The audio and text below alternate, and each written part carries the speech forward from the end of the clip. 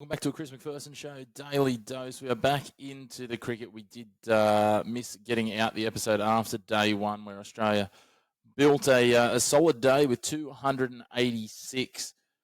Plenty of contributions throughout the batting lineup. Sam Consis, good to see him finding some runs. Travis Head got a start, as did Cameron Green. Webster and Carey again shone with 60s. And that set us as I said, a total of 286, which meant that we were sitting pretty well at the close of day one. Interesting to see they only got the 66 overs in on the first day. The West Indies then took to their job on day two, but it was a poor start as Craig Braithwaite was caught off guard by one that just looked like it held on the pitch a little bit, that he spooned straight back to Josh Hazlewood to have the Windies 1 for 7 early. His opening partner, John Campbell, decided to take to Australia with a little bit of aggression and some certainly conviction. Unfortunately for him, his batting partner at the time, Casey Carty, couldn't really go with him. He just edged one that skied off his pads. And look, it was a phenomenal catch by Captain Pat Cummins, who got racing across, had to change direction, diving, took it out, stretched one-handed to get the breakthrough at 2 for 40. Campbell, he batted on strongly, but eventually did sky one when he did miss a shot after he'd found the boundary 5 times and managed to clear it once. He skied one off Bo Webster, and he was again dismissed in the 40s, which has got to be a concern for John Campbell. This is the 6th time in 42 innings he's been dismissed in the 40s. Certainly getting starts, but just not going on with them, which is something that West Indies desperately need in terms of their batting lineup. But look, where Campbell left off, Brandon King, he picked up. He was caressing shots around the ground in style, both off pace and the spin of Nathan Lyon, alongside Roston Chase, their captain. He really set things back down for the West Indies and started to lay a platform and led them to 3 for 110 at the end of the first session. A really successful session for the West Indies despite the challenging start. And they were right back in the game at that point. And you thought that if King and Chase, with a little bit of maybe rearguard action from Hope, might be able to do a solid job of chasing down this Australian total and setting them into, I guess, prime position. But unfortunately for the West Indies, straight after lunch, Australia used a review to see Roston Chase dismissed on an LBW decision off the bowling of Josh Hazlewood. So he was gone for 16 off 39 balls, and that saw them at 4 for 111. But look, King did bring out the West Indies' first 50 of the series, which was good to see. Finally, someone's managed to go on with one of these starts. And look, he continued to play his shots. Despite wickets falling, he hit 2 big sixes down the ground off Nathan Lyon's bowling. But it was Captain Pat Cummins who then got the next breakthrough as King batted alongside wicketkeeper Shy Hope. Shy Hope was then castled by the bowling, a wonderful off-cutter of Pat Cummins.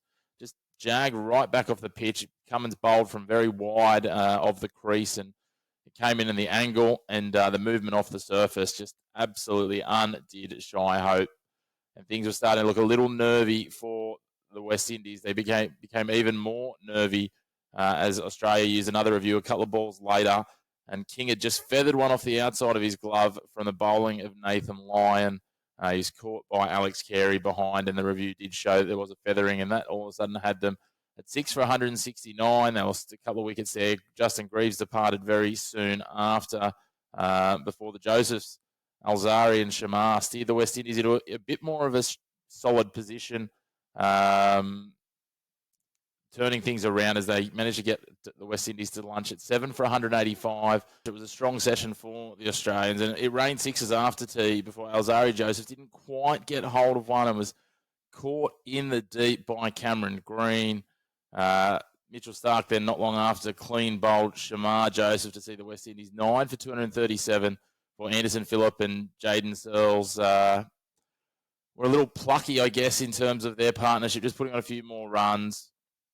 An overturned LBW decision from Nathan Lyon, giving them a little bit more life as well through the DRS before things all ended almost the way they started with a caught and bowled decision, this time off Travis Head. There was some consternation from the West Indies that maybe the ball had bounced, but replay showed that Head had got his fingers under it and taken the catch cleanly. That meant the West Indies were all out for 253 with a first inning deficit of just 33, which, considering some of their early faltering and missteps, it wasn't too bad of a position, but it certainly meant that the game was heavily leaning Australia's way still, and the West Indies had some significant work to do as Australia looked to see off the last of the day's play. Constas and Usman Khawaja strode to the crease and looking to extend Australia's lead and see off those final overs of day 2. But Jaden Searles did his best. Mitchell Starc breaking through in the first over after just 3 balls as Sam Constas just hung his bat out on an awkward angle well outside the off stump, chasing after a delivery and chopped it back on the bounce onto the top of his off stump. He departed for no score.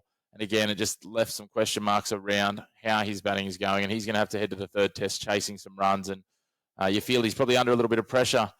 Things didn't get much better for the Australians as Usman Khawaja was then trapped again in front, retreating back in a defensive shot. He was caught deep in his crease on the pad, and the review showed that he was definitely LBW this time from the bowling of Jaden Searles, again getting his second wicket. In Australia were 2 for 4, the openers departing for 0 and 2 respectively. And all of a sudden it was Cameron Green and Nathan Lyon who had the work to do, the night watchman Nathan Lyon coming in, and they managed to steer Australia to stumps, an unconvincing final 6 overs from the Australians. And certainly, again, a lot is going to fall to their middle order, but Australia do still hold the upper hand. Batting fourth on this St George wicket in Grenada is not going to be easy. The West Indies know, though, that they aren't out of it. It's going to be a huge first session on day 3.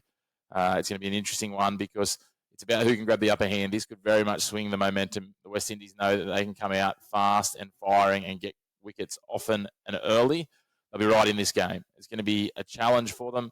The Australians, they'll be looking to rely on their middle order as they have quite a bit this series, as we talked about before. They've got Steve Smith, Travis Head, Alex Carey and Bo Webster still to come, and that's where the crux of this game is going to be won and lost. It's certainly going to be an interesting piece, as I said, for some of these players. It's been a bowling-dominated series. We haven't seen a lot of big scores. I touched on Brandon King, just the first 50 for the West Indies in this match and in the series.